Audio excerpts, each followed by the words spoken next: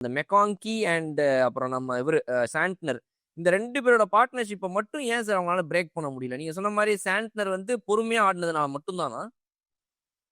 பர்ஃபெக்டா சொல்றீங்க. For 6 for 7 வந்தோடனே they think we can just wrap up the tail.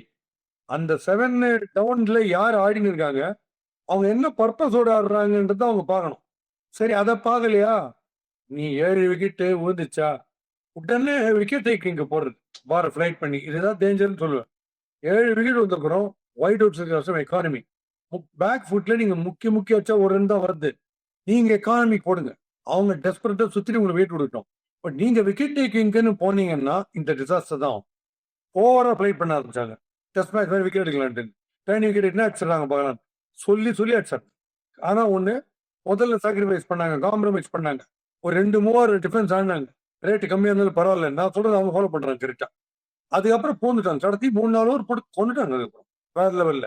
சரி, இந்த பிச்சில் என்ன தெரியுமா, ஸ்பின்னு தான் டாமினேட் பண்ணும், ஸ்லோ போயிங் தான் டாமினேட் பண்ணும். ஃப்ரம் த கிரீஸ் நீங்க ஆடவே முடியாது.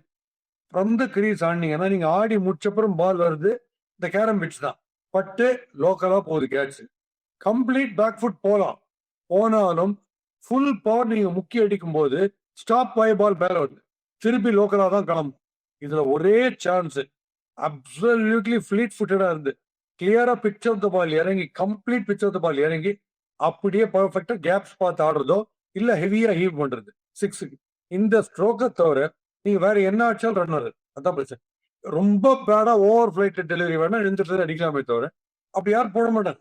இந்த பிச்சில் சாதாரணமா கிளென் பிலிப்ஸ் மாதிரி ஒரு ஆஃப் ஸ்பின்னர் போட்டு நாகிங்கா போட்டே இருந்தா போதும், அவ்வளவுதான். இதே தான் இங்கிலாந்தோட வில் ஜாக்ஸுக்கு 3 wicket கொடுத்தாங்க.